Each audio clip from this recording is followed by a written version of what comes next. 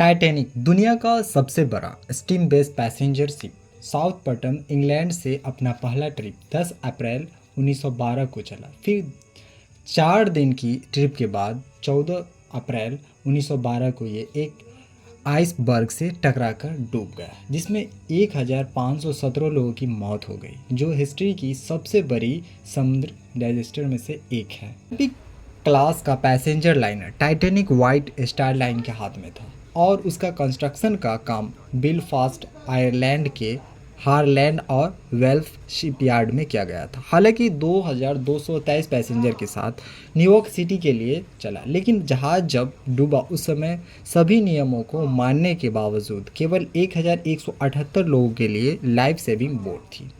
Mail के death के incompatible number का मेन कारण लेडीज़ और बच्चों को पहले प्रायोरिटी देना था। तो टाइटैनिक के डूबने का मेन कारण ज़्यादा स्पीड से चलाना था। टाइटैनिक के मालिक जे ब्रूस स्मे ने जहाज़ के कप्तान एडवर्ड स्मिथ को जहाज़ ज़्यादा स्पीड चलाने के लिए कहा था। लेकिन 12 अप्रैल 1912 को टाइटैनिक को जब 6 बर्फ़ की चट्टानों से वार्निंग मिली थी, तब कैप्टन को लगा कि बर्फ़ की चट्टान आइसबर्ग आने पर जहाज़ मुड़ जाएगा। लेकिन बैड लक से जहाज़ बहुत बड़ा था और रडार छोटा था। बर्फ़ की चट्टान आने पर ज़्यादा स्पीड के कारण समय पर नहीं मुड़ पाया और चट्टान से टकरा गया जहाज़, जिससे जहाज़ के आगे के हिस्से में छेद हो गया और लगभग 11:40 पीएम पर वो डूबने लगा। लगभग 2:20 एएम पर वो पूरा समुद्र में समा गया, जिससे समुद्र डूबा था।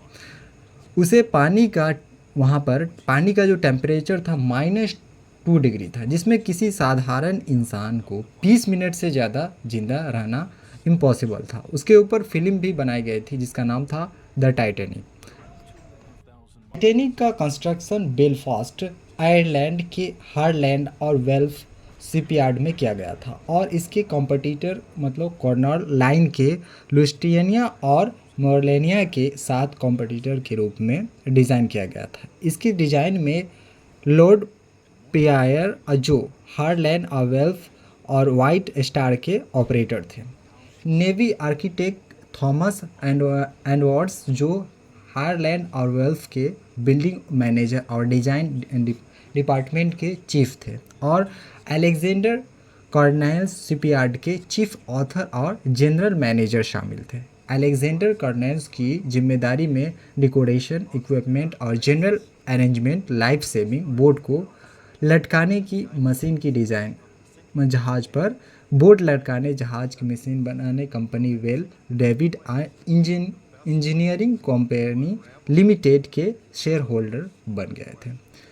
रॉयल मेल स्टीमर आरएमएस का कंस्ट्रक्शन 31 मार्च 1909 को अमेरिका जेपी मॉर्गन और इंटरनल मैग्नेटेबल माराइन कंपनी की कोस्ट से शुरू किया हुआ। टाइटैनिक की रडार को 31 मई 1911 को लॉन्च किया गया था और उसके अगले साल ट्रिप की तैयारी की जाने लगी। टाइटैनिक की टोटल लंबाई 882 फीट और 9 इंच, मलबे की चौड़ाई 92 फीट है और इसका टोटल भार 46,328 टन है और पानी का लेवल से डक तक की ऊंचाई मतलब 59 फीट मतलब 18 मीटर थी। जहाज़ 2 म्यूचुअल कनेक्ट हुए 4 cylinder triple expansion steam engines और एक कम दबाव पर्सन्स टर्बाइन जो प्रोपेलर को घुमाते थे। जहाज़ की टोटल कैपेसिटी 3549 थी। आई होप आज के लिए बस इतना ही, फिर मिलते हैं नेक्स्ट डे। जब तक के लिए बाय बाय, टेक केयर।